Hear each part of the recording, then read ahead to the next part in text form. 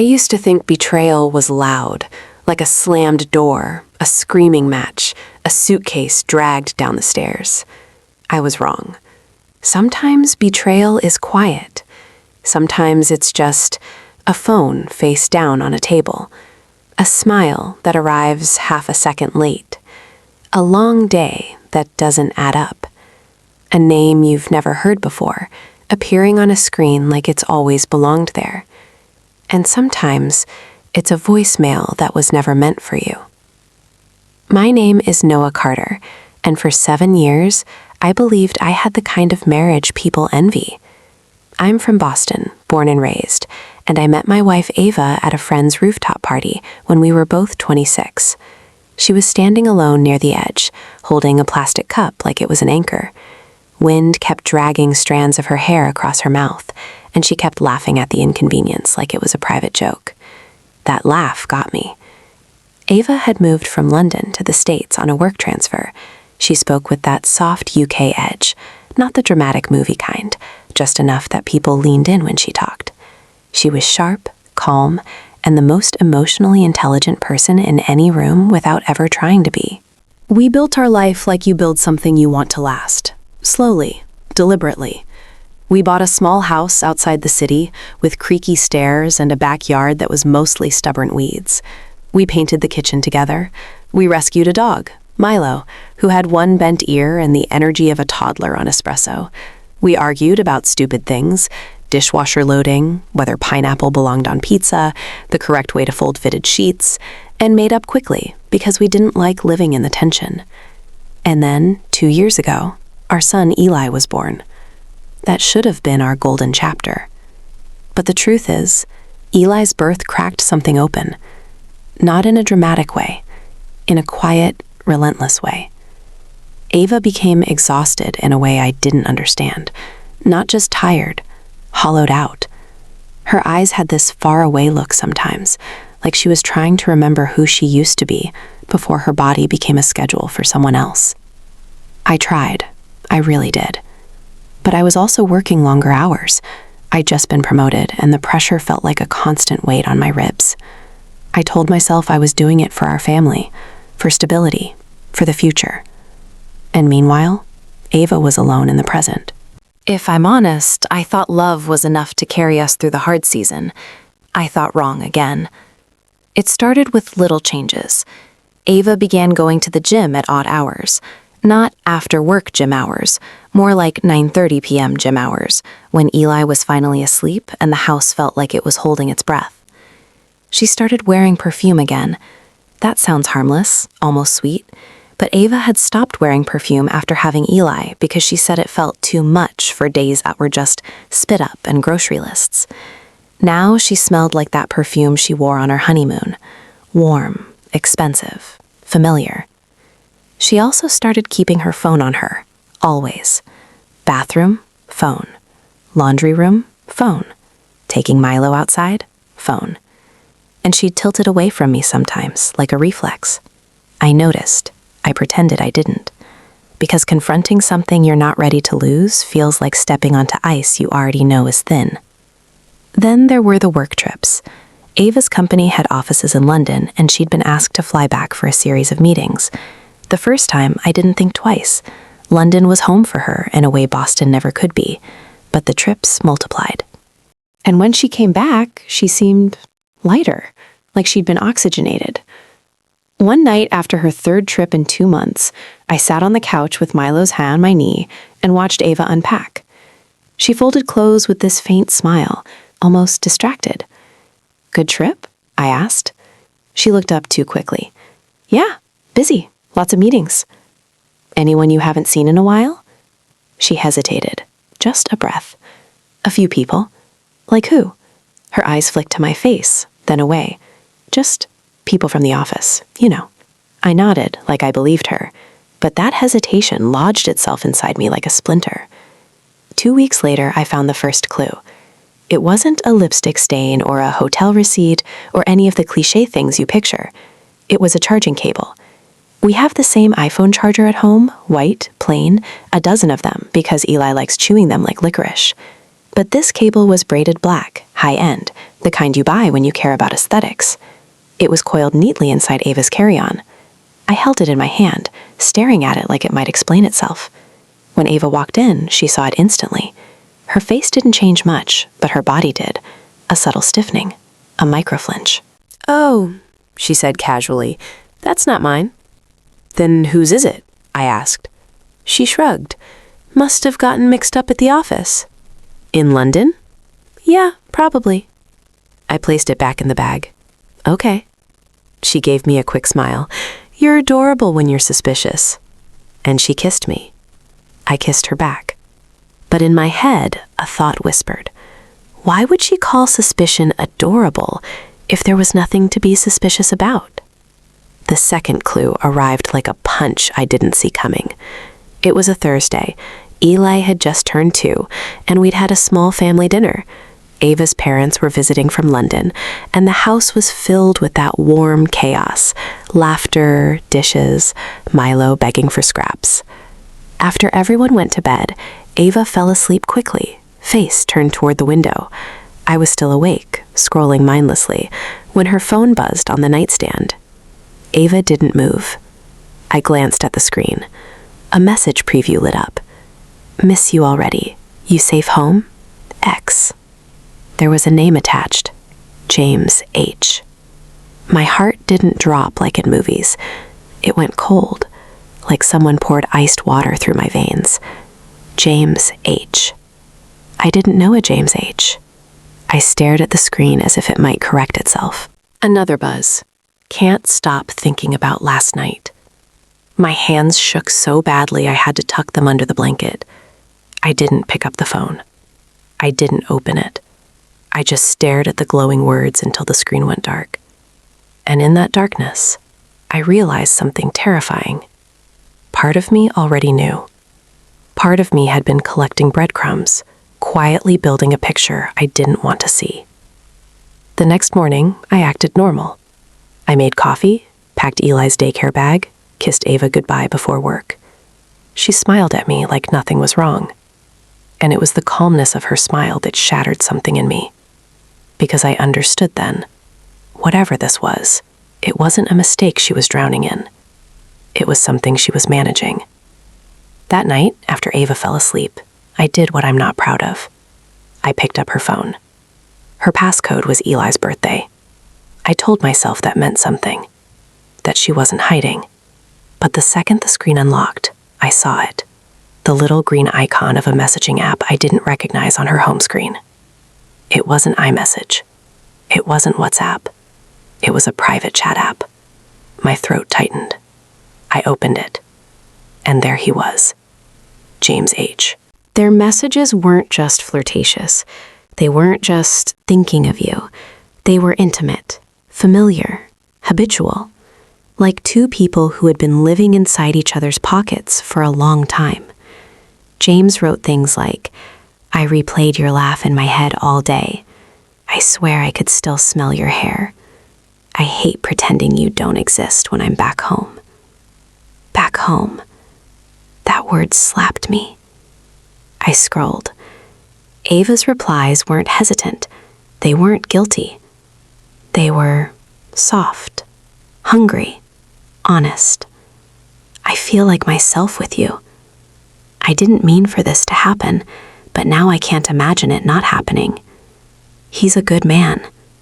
That's the worst part. He's a good man." I felt my vision blur. I kept scrolling until I saw a photo.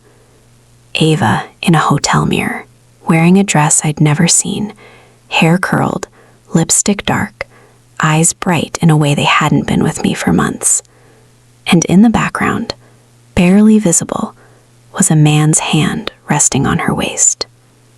I wanted to throw up. Then I found the voice note. It was labeled, "Last Night." My finger hovered for a second, like it belonged to someone else. Then I pressed play. Ava's voice filled the room. Soft, breathy, smiling. "I wish you didn't live an ocean away," she whispered. "It would be so much easier to ruin our lives properly." James chuckled in the background. Or make them better. Ava laughed. Don't say that. Why? Because I'll believe you. The voice note ended with a kiss sound. I stared at the phone. My wife's voice had become a weapon. And the worst part? She sounded happy. I didn't confront her that night. I lay there, inches from her, listening to her breathe, like she wasn't dismantling our life piece by piece. The next day I went to work and couldn't do anything. I stared at emails. I attended meetings like a ghost. I smiled at coworkers like my face belonged to someone else. By lunchtime, I was sitting in my car, hands gripping the steering wheel so hard my knuckles were white. I kept thinking about Eli, about how he ran toward Ava when she came home, how he called her mama like it was the only safe word in the world. How do you tell a 2-year-old that the person who makes them feel safe is also the person who broke their home? How do you tell yourself? That evening, Ava came home late again. She walked into the kitchen, loosened her scarf, and said, "Traffic was awful." I looked at her face and realized I could no longer recognize truth on it. "Can we talk?" I asked. Her shoulders tensed. "About what?" I swallowed. "About James." The air changed instantly. It wasn't shock that crossed her face. It was defeat. Like she'd been holding a heavy box for too long, and someone finally told her she could put it down. She sat at the table slowly, hands folded. "How much do you know?" she asked. "Enough to burn." I forced my voice to stay steady.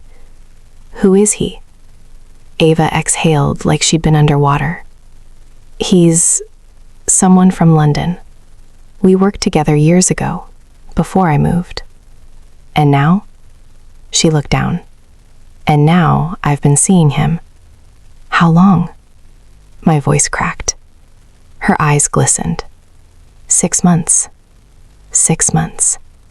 Half a year of bedtime kisses and love you texts and pretending. "Was it physical?" I asked, even though I already knew. Ava nodded once. "Yes." I laughed, but it wasn't humor. It was disbelief with teeth. "So you flew to London for meetings and what?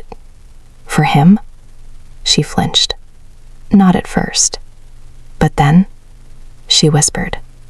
"Then yes." I stood up so fast my chair scraped. Milo barked from the hallway, startled. "Why?" I demanded. "Why him? Why now?" Ava's eyes met mine, and in them I saw something I hadn't expected. Not cruelty, not arrogance, just exhaustion. "I didn't go looking to cheat," she said quietly. "I didn't plan it." "Then what? It just happened?" She shook her head.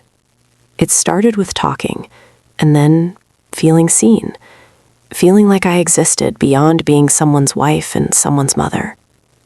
My chest tightened. "I see you." Ava's eyes filled. "Not like that. Not lately." That was the sentence that hurt the most, because part of me knew it was true. I had been present physically, but emotionally, I'd been rationing myself. Like love was something I could delegate to weekends. "And what about Eli?" I asked. "Did you think about him?" Ava's face crumpled. "Every day." "Then how could you do it?" She whispered. "Because I was drowning, Noah, and James felt like air." I stared at her. My wife wasn't just cheating. She was choosing the thing that made her feel alive. And she was telling me, without saying it, that I had become the water. I wanted to hate her. I wanted to shout, break things, demand she leave. But grief does something strange. It makes you quiet. It makes you start bargaining with reality. So I sat down, and I asked the question I dreaded most. "Do you love him?" Ava's lips trembled. I don't know." That's not an answer. She closed her eyes. "I care about him." Do you love me? I asked. Ava opened her eyes again, and they were wet. Yes, she said. I do. My voice came out raw. Then stop. Ava stared at the table like it had the instructions she needed. I've tried, she whispered. That sentence tasted like poison. Because trying meant she'd failed. Trying meant she'd wanted to stop and couldn't. And if she couldn't stop, then what were we? For the next 2 weeks, our house became a museum of tension. We moved around each other carefully, quietly. Ava said she ended it. She showed me a message. I can't do this anymore. I choose my family. James replied, if that was true, you wouldn't sound like you're dying. And then, tell him the truth. All of it. Ava deleted the chat app after that. She started therapy. We started couples counseling. We tried to act normal for Eli. We told ourselves we could rebuild. But trust doesn't come back just because you want it. It comes back when truth is consistent. And the truth kept glitching. Ava would get distant randomly. She'd go silent when her phone rang. She'd stare out windows like she was waiting for something. One Sunday afternoon, I was folding laundry in our bedroom when I found an envelope tucked inside a coat pocket. A plain white envelope. Inside was a boarding pass. London Heathrow to Boston. A date 3 weeks from now. Ava hadn't mentioned any upcoming trip. My hands went numb. That night, after Eli fell asleep, I placed the boarding pass on the kitchen table. Ava froze when she saw it. Her eyes widened. Noah, don't, I said quietly. Just don't. Ava sat down slowly, as if her legs gave out. It's not what you think, she whispered. I laughed again, that hollow sound. What else could it be? She pressed her palms against her eyes. He's coming here. That hit harder than anything else. He's coming to our city? I asked. Ava nodded, tears slipping through her fingers. He said he couldn't live with it, that he needed to see me. I felt something inside me snap into clarity. This wasn't ending. It was evolving. James wasn't a mistake on the other side of an ocean. He was a decision making its way toward my front door. I didn't sleep that night. I sat in the living room while Milo rested his head on my foot, and I stared at the dark outline of our family photos on the wall. Ava and me on our wedding day, Ava holding Eli in the hospital. All these frozen smiles. I realized I was doing what betrayed people do. I was still trying to win, to prove I was worthy of being chosen. But marriage isn't a competition. If someone has to choose you over someone else, you've already lost something you can't get back. In the morning, I made a decision. I didn't tell Ava. I just took Eli to daycare, kissed his forehead, and sat in my car outside the building with my phone in my hand. I searched the chat app on my own phone, downloaded it, created an account, and then I typed James's name. It took a few tries, but I found him. His profile picture was a skyline at night. London, I guessed. I stared at it for a long time. Then I wrote, "This is Noah, Ava's husband. We need to talk." I expected rage, mockery, silence. Instead, his response came within minutes. "I was hoping you'd reach out." My stomach turned. I wrote, "Why are you coming to Boston?" He replied, "Because she asked me to." My blood went cold. I typed, "She said she ended it." He answered, "She ended the version of it that made her feel guilty." My hands shook so badly I had to set the phone down. Then another message, "You deserve the truth. She's planning to leave." I stared at those words until they blurred. Planning to leave.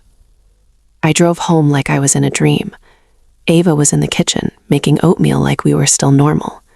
She looked up. "You're home early." I set my phone on the counter, screen facing her. Her face drained of color when she saw the chat. "How could you?" she whispered. "How could you?" I snapped. Ava's eyes filled. "I was going to tell you." "When?" I asked bitterly. "After he landed? After you packed?" She shook her head frantically. "It's complicated." "It's not complicated," I said, voice shaking. "It's just cruel." Ava sank into a chair, trembling. "I didn't want to hurt you." I laughed, sharper this time. "That ship sailed, Ava." She covered her mouth like she might choke. And then she said something that changed everything. "I'm pregnant." The world stopped. I blinked. "What?" Ava's eyes were wild. "I found out 2 days ago." My mouth went dry. "Is it mine?" The question tasted like blood. Ava sobbed. "I don't know." I stared at her. There are moments that split your life into before and after. That was mine. Because suddenly this wasn't just betrayal, it was contamination. A future that might carry someone else's DNA into my home, into my child's life, into my name. I couldn't breathe. Ava reached for my hand. "Noah, please." I pulled away like her touch burned. "Get out," I said quietly. Ava froze. "Noah." "Get out," I repeated louder. She stood up, shaking. "Where am I supposed to go?" I pointed toward the door with a hand that felt detached from my body. "I don't care," I whispered. "Just not here." Ava stared at me like she didn't recognize me. Then she nodded, tears streaming. She grabbed her coat, her keys, and walked out. The door clicked shut behind her, and the silence that followed was the loudest thing I'd ever heard. The next days were a blur of lawyers, tears I refused to shed, and Eli asking, "Mama?" like he couldn't understand why the world had changed. Ava stayed with a friend. She called, she texted, she left voicemails I didn't listen to. Until one night I did. It was late, and Eli was asleep, and the house felt like it was haunted by the life we used to have. I opened my voicemail. Ava's message was there, time-stamped 2 hours earlier. I pressed play. Her voice was small. "Noah, I'm sorry. I know sorry is useless. I know it doesn't unbreak things."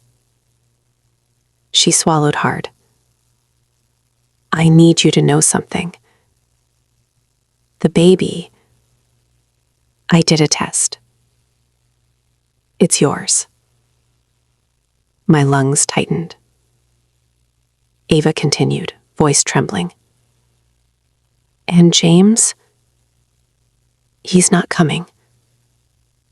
I told him not to. I ended it for real this time." A pause. "I'm not asking you to forgive me. I'm not asking you to take me back." Another shaky breath. I needed you to hear the truth from me, not from him." Her voice cracked. "I did love him. In a selfish way. In a desperate way. But I love you too. And I hate myself for thinking I could split my heart.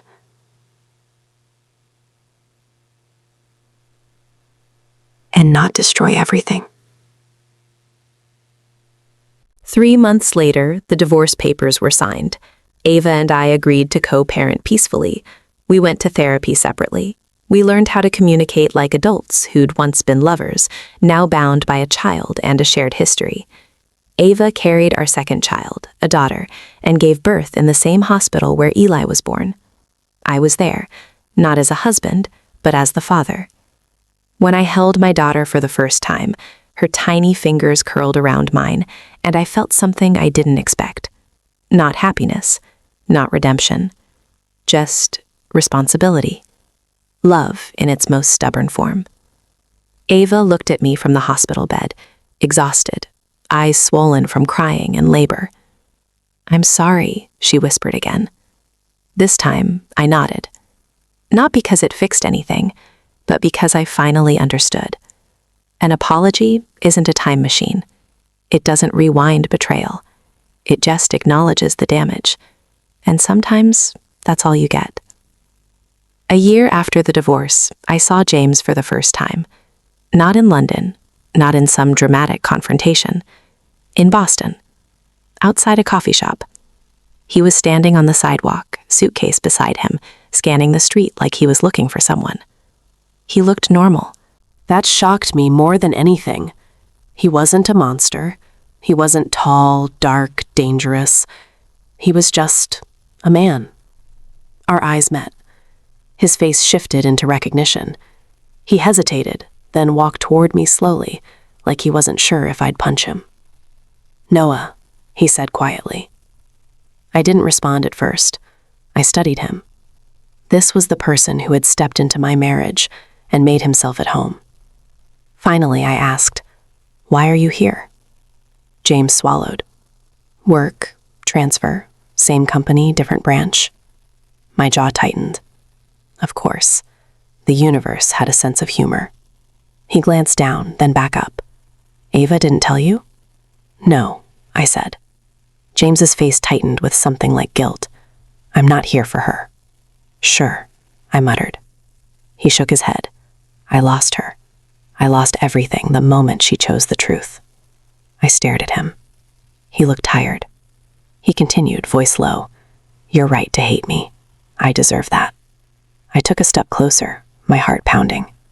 And then I said the thing that surprised even me. "I don't hate you." James blinked. I exhaled. "I hated what you did. I hated what she did.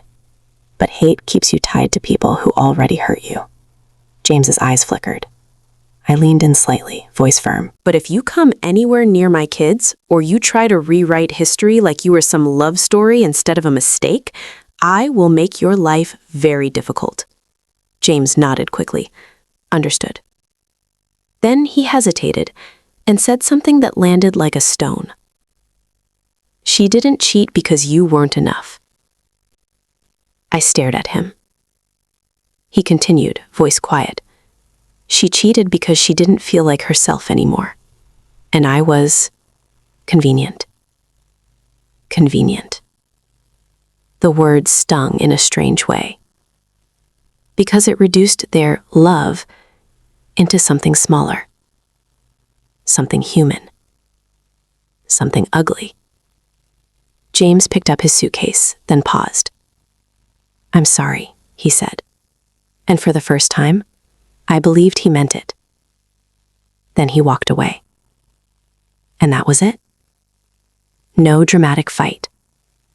No closure speech. Just a man disappearing into a city that didn't care about our pain. Now, 2 years later, my life looks different. I'm not the man I used to be. I share custody. I pack tiny backpacks. I attend preschool events and pretend my heart doesn't ache when I see intact families. Ava and I are civil. Sometimes even friendly. We talk about the kids. We laugh occasionally. But there's a line between us now that never moves. Sometimes, late at night, I think about that voicemail. The one where Ava said she didn't want Eli to grow up thinking betrayal is love. And I think about what I've taught my son, without meaning to. That love isn't just staying. Love is choosing truth when lying would be easier. Love is owning your damage instead of spreading it. Love is walking away when someone turns your heart into collateral. People ask me if I'd ever remarry. I don't know, but I do know this. Betrayal doesn't always end with revenge or reconciliation. Sometimes it ends with something quieter. A man making breakfast for his kids. A woman learning to live with the consequences of her choices. A family reshaped, not destroyed. A love story that didn't survive, but still taught something true. And if you're listening to this wondering whether you should ignore the signs, don't. Because the cost of pretending is always higher than the pain of facing the truth, even when the truth comes in the form of a voicemail you were never meant to hear.